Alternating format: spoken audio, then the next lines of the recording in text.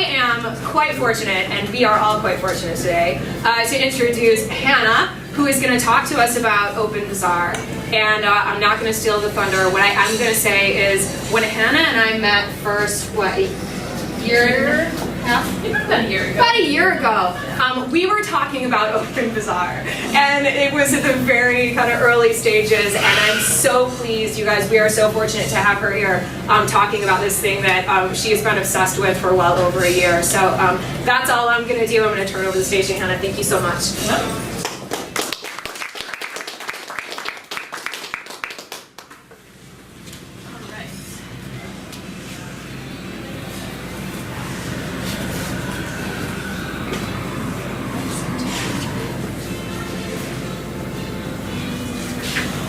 Alright, hello, I'm Hannah. This is some of my contact information.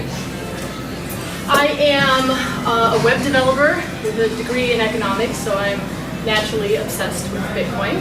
And I want to call myself a long-time Bitcoin enthusiast because I've been into it about 4 years now, and I think that the Bitcoin world that probably qualifies as a long time. Could you speak up a little bit louder? Yes, I can. So what I'm going to tell you guys about today is Open Bazaar. So I'll give you a bit of an introduction into what it is in case you're not familiar. And then I'm going to tell you all about what I think is so cool about Open Bazaar. And then we'll do a bit of a demo. I'll show you, I'll actually buy something at Open Bazaar live. So that'll be pretty cool. So what is it? Well, it is an open source peer-to-peer software, right? It's a program you just download on your computer, and you can use it to buy and sell services and products using Bitcoin. The joke is that Open Bazaar is what you would get if eBay and BitTorrent had a baby. Right? It's like eBay, as in that anyone can use it to just, rummage through your garage and find an old bike and then go put it for sale on Open Bazaar. A bit cooler though, because there's no middleman, there's no fees. It's also like BitTorrent because of the structure of it. So it's a decentralized peer-to-peer network. So this is cool for lots of reasons. It's decentralized, which makes it censorship resistant. That's very interesting. It also uses Bitcoin, which makes it global. That's interesting as well. And then just technically, it's quite interesting. So Open Bazaar is really pretty new. It started as a proof of concept at a Bitcoin hackathon. I think it was in April 2014, so only 2 years ago. And shortly thereafter, a couple of developers forked the code and started developing what is now Open Bazaar. So version 1 was released just earlier this month on April 4th. So whenever I tell people about Open Bazaar and I say, oh, it's awesome, it's this e-commerce platform, you can go there and buy and sell things and use Bitcoin, and they always say, well, why? Why would we bother with Open Bazaar when we have Amazon? And that's true. Amazon is pretty cool. I have an Amazon Prime account. I have the app on my phone. It has all my credit card information, my address, everything. I sit on the train in the morning and I go, right, let me see, I need multivitamins, shampoo, and socks for the kids. And I can buy with one click, and 2 days later, boxes show up on my front door. It's really quite cool. But what's interesting to me about Open Bazaar is not the e-commerce that's already happening. I think Open Bazaar is about e-commerce that isn't currently happening. So to explain, I'll give you a bit of an example. So let's pretend that, like me, you have a spouse that likes to collect indigenous artwork from around the world. Right? And you've remodeled the living room, and you got this really cool spot in the corner, and you need something to put there. So you go looking online and you find this really awesome piece of artwork, and it is Nigerian. And it's for sale online, and it's a good price, but it's for sale by a Nigerian small businessman. And he's got his little website, and he says, right, here's this great piece of artwork, and it's from an artist in the village next to me, and its awesome value is going to appreciate. Buy now, just send me a money wire. Right? Do you think you're going to buy it? Probably not, right? And the question is, why? Well, what happens if it goes wrong, right? Who do you call? Who's going to help you out? Maybe the artwork never arrives. Maybe it does, but instead of a 4-foot wood carving, you get a 1-foot plastic figurine, right? what do? You're going to fly to Nigeria and take the guy to small claims court? Not terribly likely, right?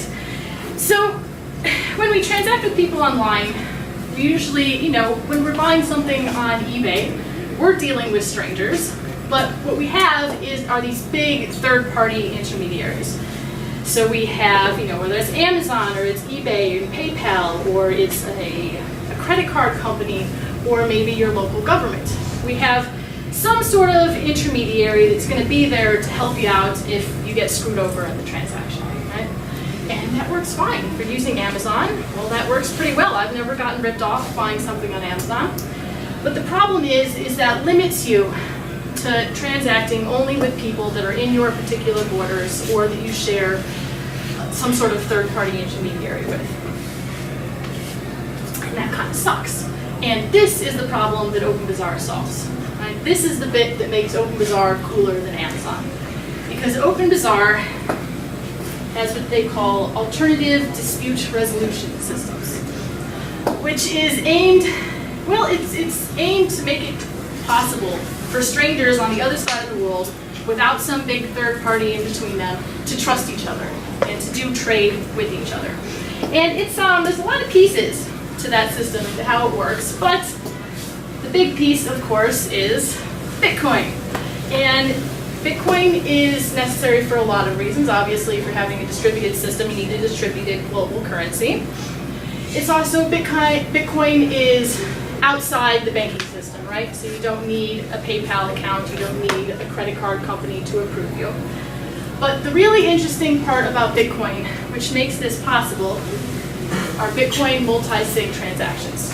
So some of you are probably familiar with this, but I'll go over what this is.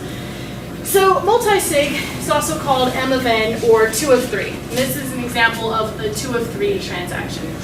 So generally when we think of a transaction, we think of A sends money to B, transaction done. Multi-sig, what happens is instead of sending money directly to B, you put it into this Bitcoin multi-sig address. And this is kind of like storing funds in escrow somewhere. And once the funds are in there, in that account, you need 2 of these 3 parties to agree to release the funds. So if we're A and we buy the artwork and we put the funds into the multi-sig address, B ships us the artwork, it's awesome, we're happy, we sign the transaction to release the funds to B. B agrees, says, yeah, I'll take that money. There's your 2 of 3, everyone's happy, C never even gets involved.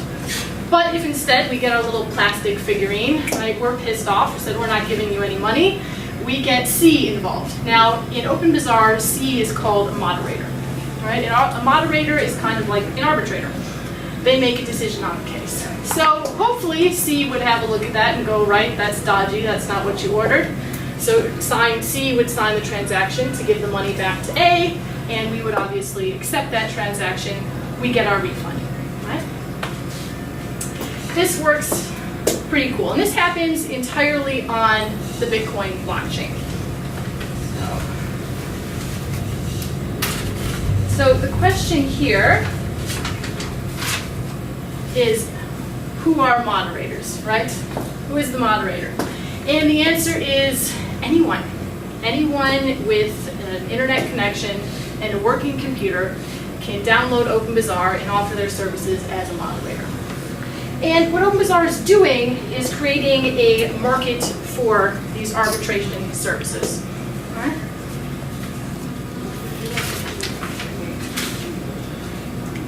So Open Bazaar still uses these, it's still using a third party, right? You have a moderator as your third party in your transaction. But instead of just this one big third party, you have an entire market for this dispute resolution services. So there's a number of pieces here, right? We're having Open Bazaar uses vendor ratings, and in the future, they'll offer moderator ratings as well. So that's a bit tricky to implement because, when you have a moderator that delivers a decision on something, you're probably going to have one party that's a bit pissed off about it. So it's a bit tricky, but the idea is that when you do a Bitcoin Open Bazaar transaction, you'll be able to go through and select a moderator that you want to use, and you'll be able to see their ratings, their reviews. You might even wind up having third parties that vet moderators and offer reviews as well. which is quite cool. But, so also what might happen here is that you'll wind up having specialization. So you might have moderators that specialize in certain kinds of trade.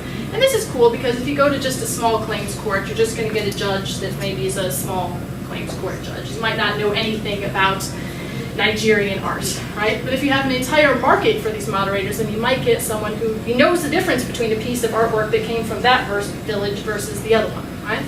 That could get really interesting. You might also have moderators who offer very sophisticated arbitration services, to the point where you might have their rulings actually be accepted in other jurisdictions, and that could get very interesting as well.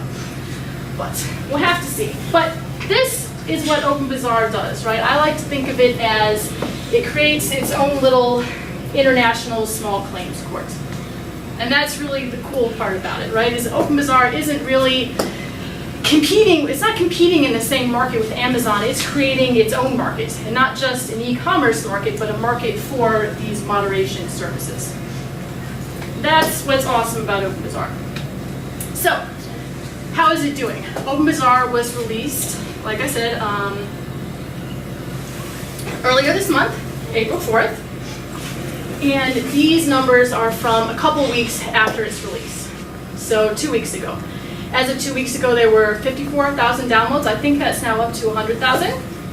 A couple weeks ago, there were 17,000 nodes on the network, over 2,000 vendors, 6,500 listings, and a wide variety of products.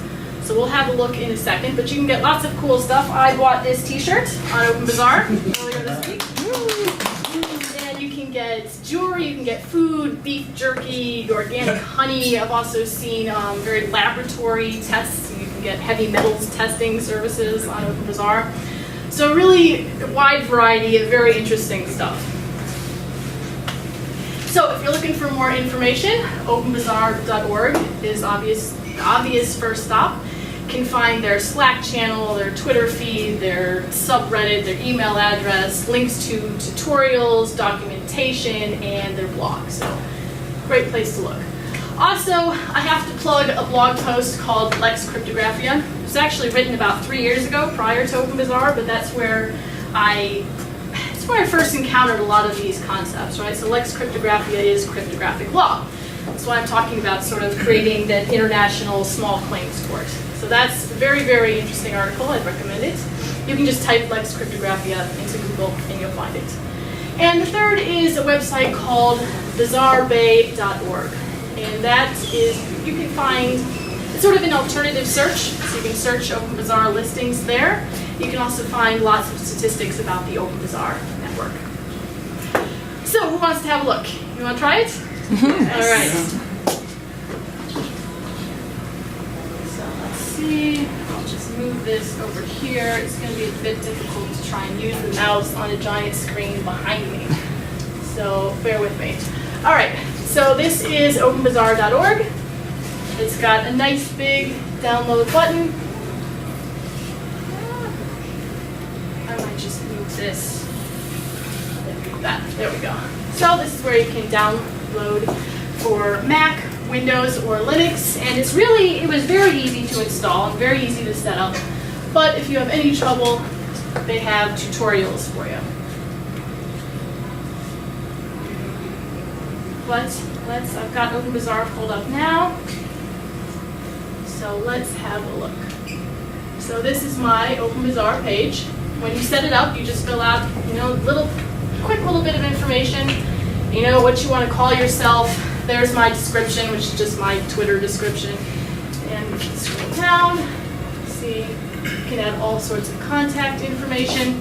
And this is sort of your home page here. There's one person following me, I'm following a couple of people. So let's go through and we'll look first at settings.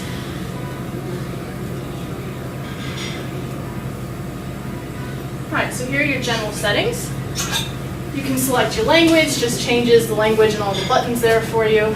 You can select your local currency, but of course Bitcoin is the only currency that you can use, but you can list your prices in whatever is your local currency. I've got it set to not display, not safe for work content, so hopefully we won't run into anything too interesting during the demo, but we'll see. again. You can change your picture, all of that stuff. If you want to become a store, here's what you do. You click the on button right there. You save changes, you select moderators, you save changes, and then you can just start adding listings. You can add your shipping addresses there. You can block people that you don't want to see. If you want to become a moderator, you come in here, you click this button, you set your fee, you press save. Done. You're a moderator.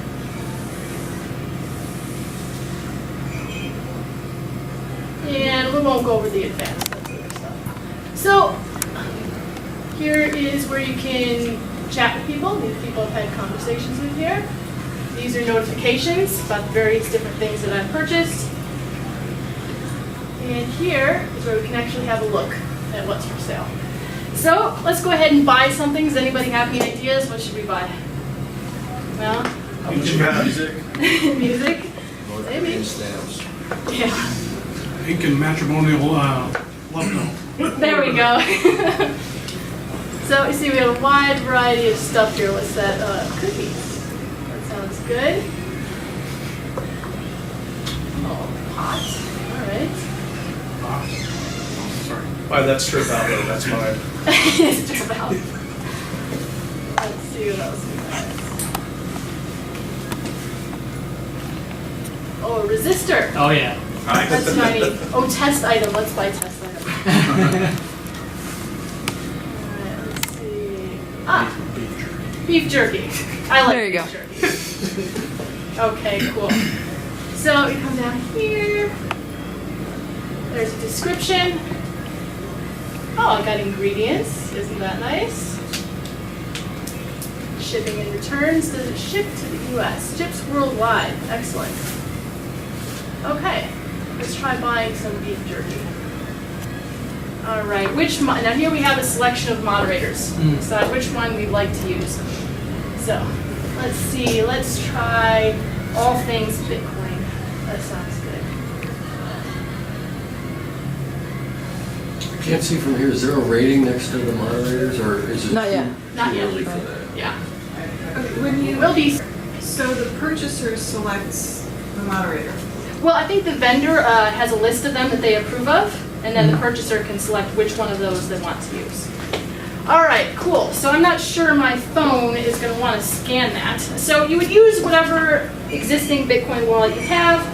I happen to have some funds in a blockchain wallet on my phone, so that's what I'm going to use. Let's see here. I think it's gonna work. Let's see if I can scan it. Here. Oh, I might block the, that's a problem. Can it do it? You can always move your computer screen. I can. Let's give this a tiny That'd be bit cool of if it did chance. work. Nah, it's not gonna like it. All right, I'll move the screen over for a sec. Nope, got the wrong one.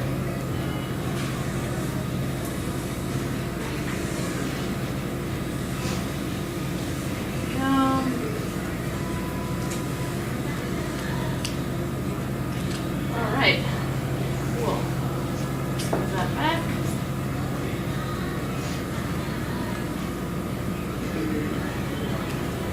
All right, and I'm sending funds.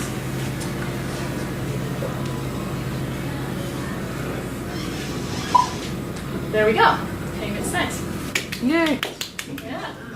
What was the actual cost? I think that was like $15 or something. Kind of expensive, but it's all right. Good jerky. Yeah, let's hope so. And then here we go. Open my notifications. I can see that I've just sent payment of that product. So, is there anything else we'd like to have a look at? How do returns work if you make a dispute? Okay, so if we go in here, I'm not sure where the dispute button is. I saw it the other day.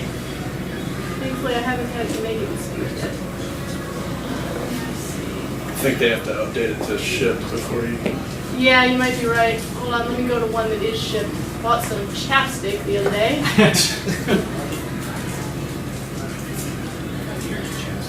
Yes, Nigerian chapstick, definitely.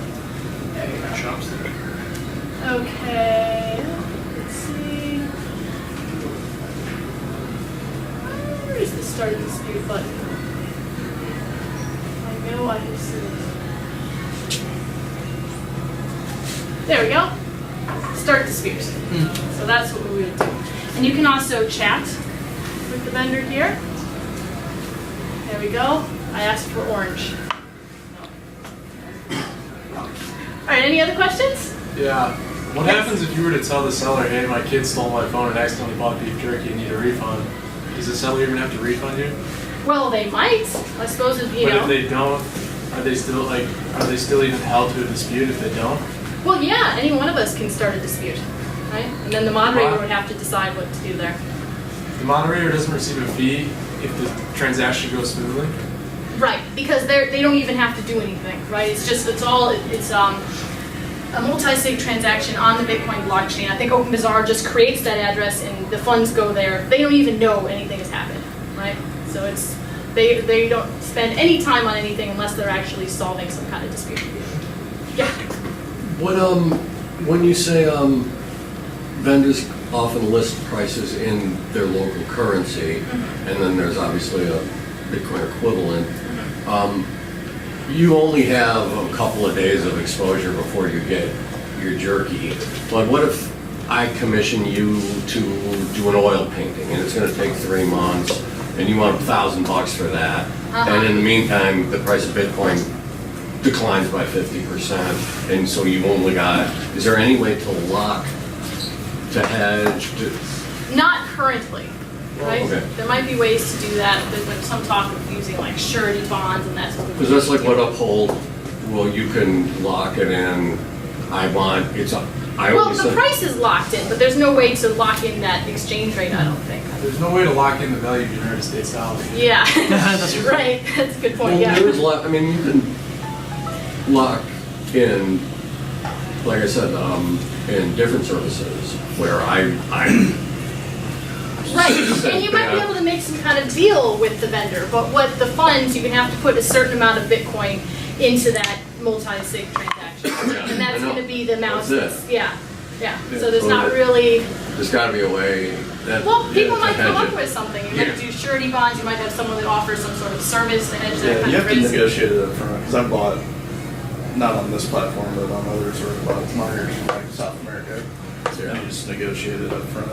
Yeah, Well, I pre-ordered a Trezor for $100, and when Bitcoin was $100, by the time I got it, Bitcoin was $300. So I way overpaid. But- yeah, what are you gonna do? All right, what about, I heard you guys talking earlier that somebody listed child porn up there and they got tossed. I thought it was peer-to-peer, Right, distributed, well, if you saw, there permissionless. was one account in there that I had blocked, and that's someone advertising child porn that I ran across that I. But how did they get bad actors off of Open Bazaar? There's no way to do it, right? Well, it's basic police services, right? Someone's gonna have to try and figure out who that is. But Open Bazaar is just peer-to-peer software, so there's no one person Right, who so can Open just shut Bazaar that down. can't kick in, No. the way that PayPal kicked off, Right. donating to WikiLeaks. I could accept donations for Al-Qaeda on there, right? And there's nothing Open Bazaar can do about it. Nothing the software is gonna do about it, right? Right. But obviously there might be, law enforcement that would definitely be doing something about that. We would hope so. In its short period of time, how many, do you have any stats on the number of disputes? No, I don't. That would be interesting. I should go look that up. Yeah. And any stats on, your original example was from Nigeria, so Yeah. from somewhere far away where you'd almost think that the shipping would be more than the item. Yeah. Is there any sort of stats on how many countries, how many, the geographic spread of the transactions? No, I haven't ran across those. I should go look those up though. Maybe I'll go find them and tweet them because that would be interesting information. You also gotta understand that no one uses Open Bazaar. Like right now, Right. no one uses Open Bazaar. So, Right. I mean, you can't really ask for stats that don't exist. Well, it's 3.5 weeks old, so it's You're give it a starting- chance. You're starting to develop a little bit, and so it's curious to know, well, what are the things and Who are the people that are And how are using they it right spread? now? Yeah. Yeah, that'd be very interesting. Let's see if that's available. If we could write down on Chicago all the stuff you just bought. Yeah. So you gave a little bit of foreshadowing, but so the moderator rankings, how does that work? Well, let's see. So what would happen is when a moderator makes a decision, it would get a rank from both the buyer and the seller, right? And that's a number of different criteria. I can't remember what it is, but it's not necessarily, do you like this guy? Do you agree with his decisions? It's more like, was he prompt? You know, was he knowledgeable? That kind of stuff. Okay. And then I'm not sure how exactly they're going to crunch those numbers into some sort of rating. Yeah. Yeah. Did you select moderators for your store? Yeah. Yeah. Well, no, I haven't set up a store because I don't want to have to sell anybody anything. Okay. Well, I had a store back when one of your beta versions came out. I set up a store there, and I was selling, briefly selling my sister's feminist T-shirts. So that was pretty easy as well. So, yeah. And one question over there, I think. Actually, he got it. It was the ratings. Oh, okay, cool. Yeah. Where is the different pieces of data being stored? You have a messaging system, you have a rating system. Obviously, the transactions are happening on the Bitcoin blockchain. Right. Where's everything else? Distributed hash table is where most of it's stored. So I'm not sure what the breakdown is. Obviously, a lot of information is stored on your client, but the information about I don't think listings. Listings are just live nodes on the network, so you have to actually connect to a network to see the listings. But messages, that sort of stuff, other nodes, that network information is all stored in a distributed hash table. But like your node, this node that you're running right now is storing some of that. So maybe not just yours, It would but store someone my own else's version transaction. of the distributed hash table. Yeah, and the information about my store, etc. A couple of questions here. So question, is there anything on the roadmap to move it off of BitTorrent to another more secure, more kind of anonymized network per se? Well, it's not on the BitTorrent network, it's just a BitTorrent-like network. And no, I think they're just going to continue to improve that network as best they can. I know this is split. Can you talk about how the actual moderation process works? Is it a chat, or how does that play out? I haven't had a chance to use it on this one, but you would start a dispute, and then in theory, I'm not sure what it actually looks like on the screen, but you'd have to send some sort of information to the moderator. So you would say proof of shipping, or send them a picture of your little, plastic figurine that you got instead of your statue. So you'd have to send them, your shipping. Not like a scheduled time where everyone gets on and chats and figures it out and one is sitting there. No, because the moderator could be anywhere, right? You could have one person on one side of the world, another person on the other side of the world, a moderator in a third place. So. Who's next? Correct me if I'm wrong, did Anderson Horowitz, did they put some money into the development of this? Ooh, they might have. I can't remember who the. That's what I thought I read. Yeah. I read that. Could you speak to the governance model of the developers for this? Right. So there's it's actually a fairly small group of developers, and they have a little company they call OV1, and they just do the software development. So and it's open source licensed software. I don't know. It's just those small group of guys. Where are they incorporated, do you know? Or where? I don't know. Because if somebody does something, somebody sells a weapon or something and that's used in an assassination or something, those guys are going to be under the gun, right? Well, that's possible. We hope not. What they're doing is creating software. Right. Who funded them? Didn't Andreessen fund them? That's what we were just talking about. I think so. Yeah.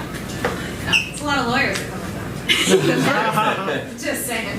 So since it's open source, has anyone taken the source code and made their own version of it? I don't know if they have yet. No. Not anything that I'm familiar with, but. Well, I think I understand that OV1 doesn't necessarily want to be an eBay. They just want to create the source for anyone to use. Is that not correct? So no, that's exactly correct. They don't control any kind of transactions on the network. All they do is build software. That's it. So we might see the final version of Bitcoin peer-to-peer marketplace take the name of something completely different. Sure.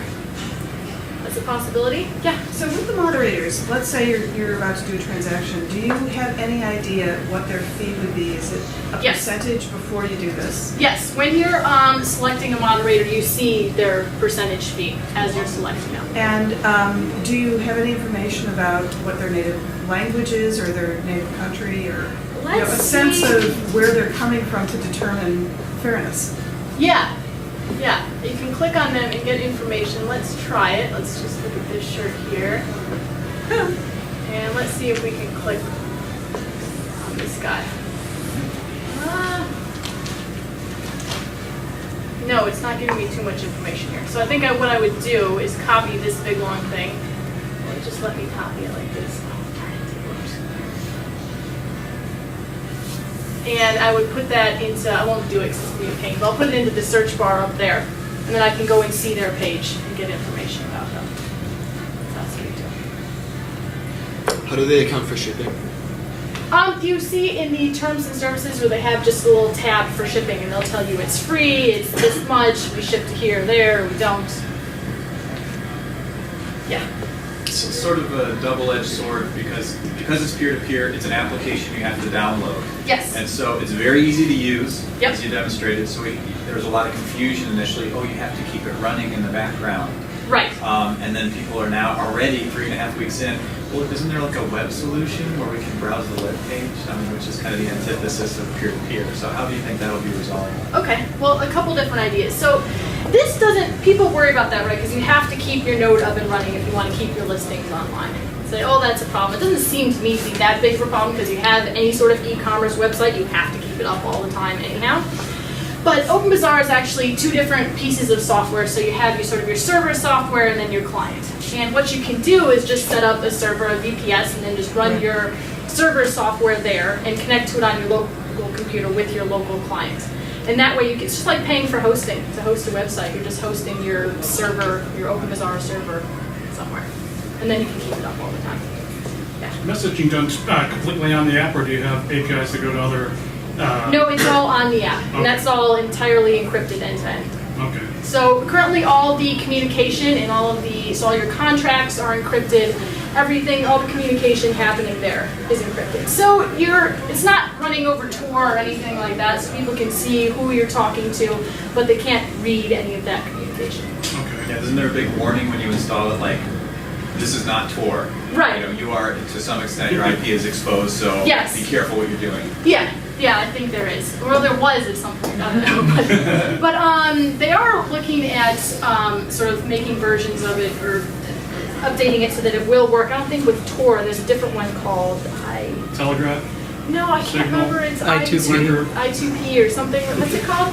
Yeah, ITV, Yeah, something. I2FS or I don't know, something like that. So they're working on making it run over one of those anonymizing networks, but it's not currently. So if you wanted to use it in an anonymous fashion, you'd have to run it over a VPN. Would a moderator have a choice of the content they're moderating? No, I don't think so. I was wondering that today. I was wondering if you could say I only want to moderate high value, transactions or that sort of thing. And I don't think there is that option at the moment. I wouldn't want to moderate, child porn. Right. Yeah. That's a very good point. Maybe if you block people, I'll look into that as well, though, because that would be a big concern, right? Right. Yeah.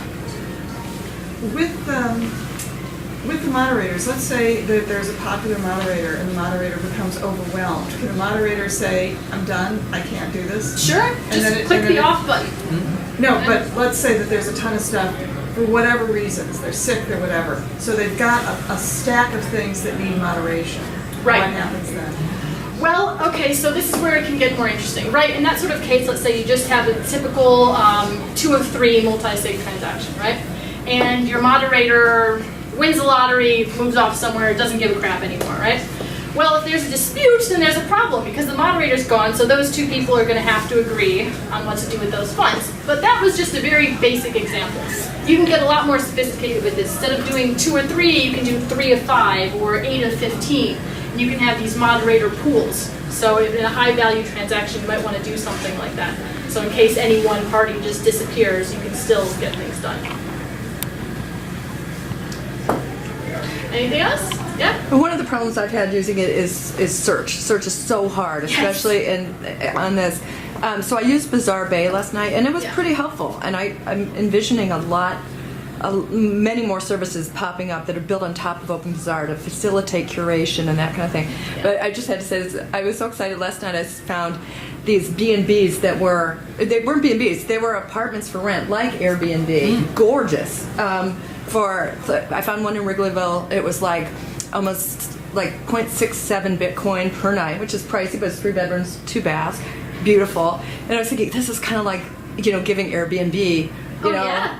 a little Yeah, that could be competition. interesting. That could be a whole field. There's so many unique ways that people are going to be using Open Bazaar, not just selling, 3D printed. Well, did you mention like heavy metals testing earlier? Yeah, Someone did? yeah. Right. It's like that's something you don't see that on eBay. No. Yeah, so it could get very interesting. How does it deal with sales tax? It doesn't really. That's on you. There's nothing built into there. It's up to whoever's using it to comply with the laws in their local jurisdiction. That's no different than the internet, though. Yeah. Pretty much. Yeah. Well, except for Chicago's internet use tax. Right. Oh, right. Yeah. God bless them. Cool. Anything else? What do you- Can I ask you? Oh, sorry. What do you? No, go ahead. No, I just heard somebody saying earlier that there was a guy selling $100 bills. I saw that yesterday. Right, so he's basically buying Bitcoin. But without all the AML, KYC, and without the 1% you have to pay Coinbase. Right. He's basically buying Bitcoin. Yeah. He's going to be, someone's got to get in trouble for that. Well, right? that would likely be illegal, right? So he's, Yeah, but it wouldn't be Open Bazaar because they don't take custody right. of the fund. That's on that guy and whoever transacts with him, and the authorities might try and go after him for that. I guess in my general, my question about, funding or selling weapons or funding ISIS or anything. Right. The point of Open Bazaar was that it wasn't going to be dark market. We were not going to put up with that. It wasn't stuff. going to be what? It's going to be above board. Right. Yeah. Oh, not dark. Dark market was originally. Right. And they sort of took it and rebranded it into something that's And more it's something- e-commerce rather than guns and drugs, right? Right. But what's to stop? Well, nothing. Because Nothing, right? I'm That just could curious how happen. they don't have a mechanism. No, because it's So censorship fine. resistant. Yeah. It's decentralized. It's But decentralized. the interesting thing about that is people, you're always worried about that, about the black markets, is there'd be lots of drugs and guns sold there. And yeah, that might happen. But black markets aren't that simple, right? Like if black markets were just guns and drugs, it'd be a better world than we have now, right? People buy medicine on black markets. Right. People buy books and literature, so it's not, I don't think it's all as doom and gloom as people worry, it's just going to be drugs. Oh no, I was just wondering how they're going to keep it clean because that was their They're goal. not.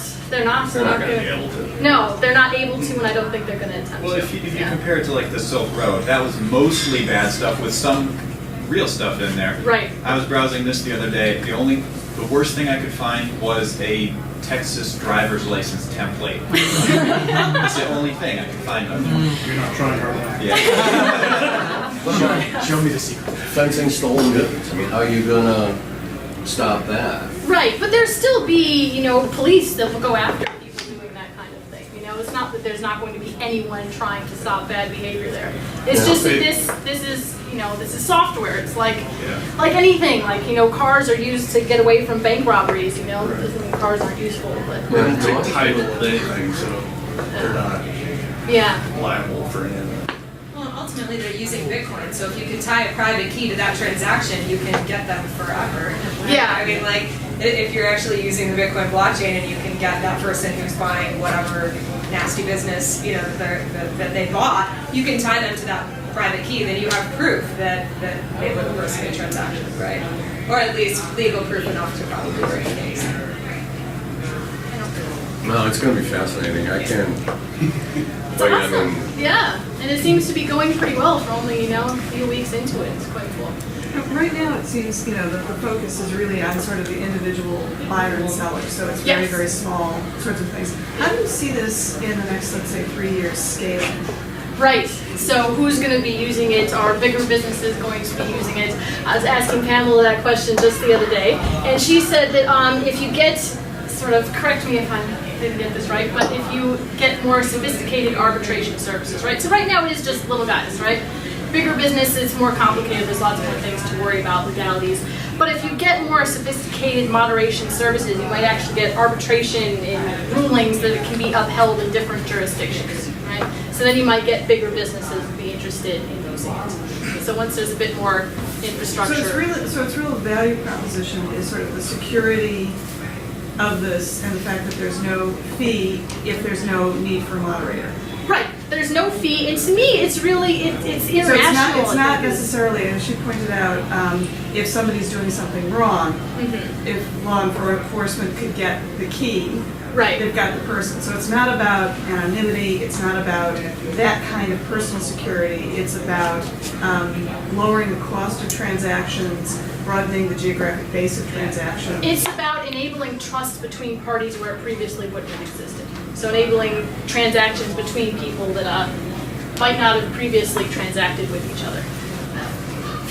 Are they going to add, at any point, do you think, a translation service? Like if I was trying to do a purchase with somebody in Mexico, and they're more comfortable in Spanish, it'd be great to be able to be online and be able to...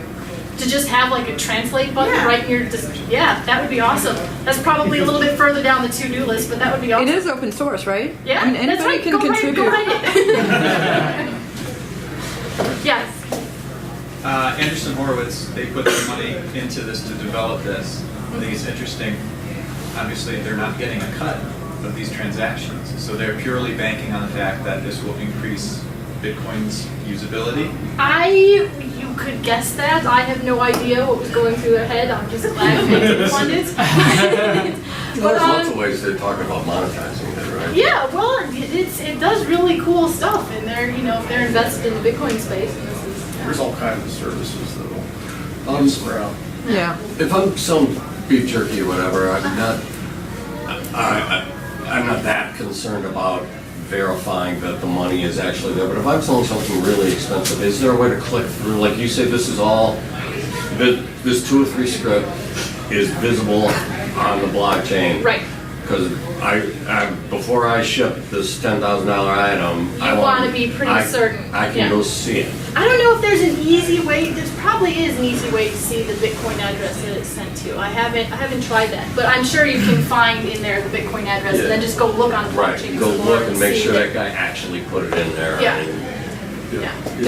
Is there anything stopping anybody from going ahead and opening up their own little private Open Bazaar or so, per se? No. Okay. No, just clone the repo and have at it.